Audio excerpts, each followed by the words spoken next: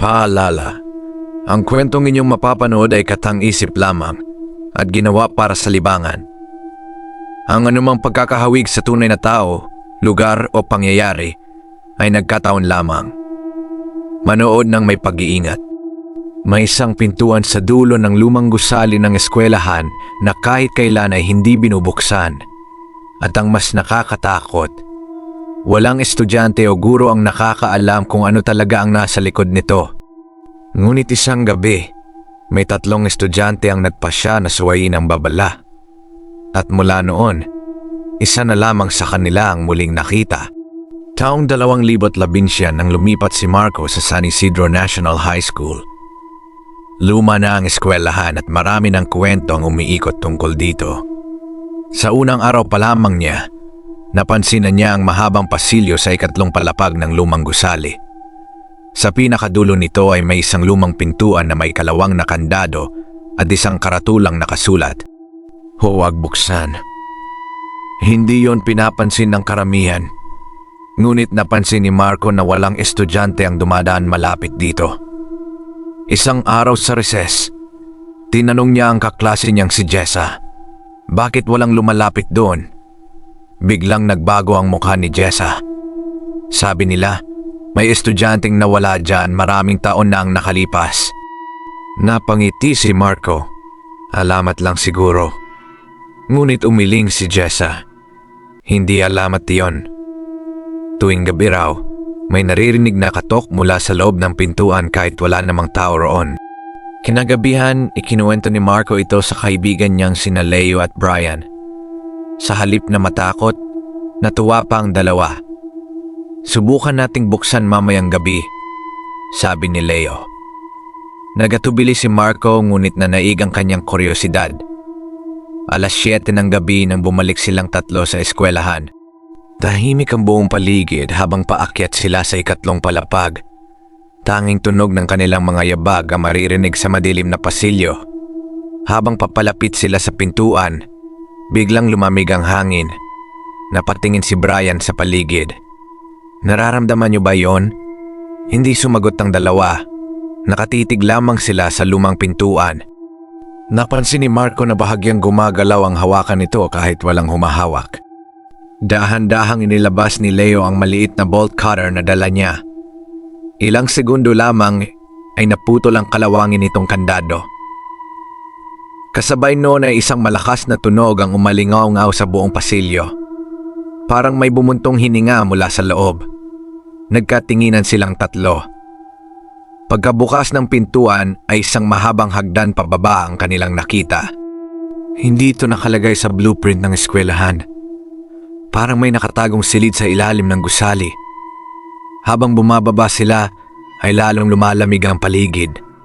At doon nila nakita ang 12 ng lumang larawan ng mga estudyante na nakadikit sa pader. Lahat ng larawan ay kupas na, maliban sa isa. Larawan niyon ng isang estudyanteng babae na nakasuot ng lumang uniforme. Sa ibaba nito ay may nakasulat na pangalan, Elena Missing, 1987. Biglang namatay ang ilaw ng cellphone ni Brian. Kasunod nito ay may narinig silang mahinang boses. "Bakit ninyo ako ginising?" Unti-unting lumingon si Marco. Sa dulo ng madilim na silid ay may isang babaeng nakatayo. Mahaba ang buhok nito at nakayuko ang ulo. Nagsimulang umatras si Brian, ngunit bigla itong napahinto. May malamig na kamay na humawak sa kanyang balikat mula sa likuran. Napalingon si Brian ngunit wala siyang nakita. Pagharap niyang muli sa harapan ay nasa tapat na nila ang babae. Hindi nila napansin kung paano ito lumapit. Biglang nagsimulang kumurap ang ilaw ng cellphone. Sa bawat pagdilat ng liwanag ay papalapit ng papalapit ang babae. Hanggang sa tuluyan ng mamatay ang ilaw. Kasunod nito ay ang nakabibinging sigaw ni Brian. Nang muling umilaw ang cellphone ni Marco, ay wala na si Brian. Tanging ang kanyang sapatos na lamang ang naiwan sa sahig. Nagsimulang tumakbo sina Marco at Leo paakyat ng hagdan. Ngunit nang marating nila ang pintuan ay sarado na ito. At sa kabilang bahagi nito ay may maririnig silang mga katok. Tok, Tok. Parang may gustong pumasok. Hindi makapaniwala si Marco. Nasa loob tayo. Sino ang kumakatok mula sa labas? Biglang lumitaw muli ang babae sa likuran nila. Ngayon ay nakataas na ang ulo nito. At ang kanyang mukha ay wala man lang mga mata. Sa gitna ng kanyang noo ay nakasulat gamit ang dugo ang mga salitang, "Palitan mo ako." Sa sobrang takot ay itinulak ni Leo si Marco at tumakbo papunta sa babae upang makalusot. Isang malakas na sigaw ang umalingaw sa buong silid. At biglang bumukas ang pintuan.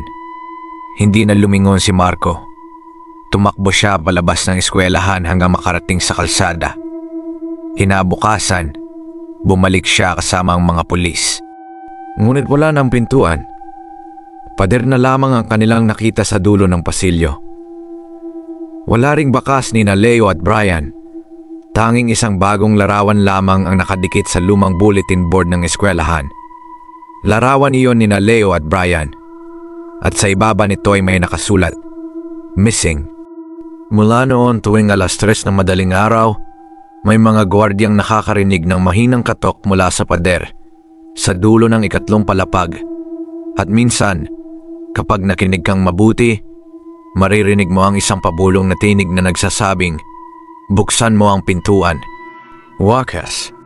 Kung nagustuhan mo ang kwentong ito, huwag kalimutang mag-like at mag-subscribe sa Kent DIY Channel 33 para sa mas marami pang nakakatakot na kwento at misteryong hindi dapat malaman. At bago ka matulog ngayong gabi, kapag may nakita kang lumang pintuan na ipinagbabawal buksan, mas mabuti pang huwag mo nang subukan. Dahil may mga bagay na mas mabuting manatiling nakatago. Maraming salamat sa panonood at magkita-kita tayo sa susunod na kwento. Magandang gabi.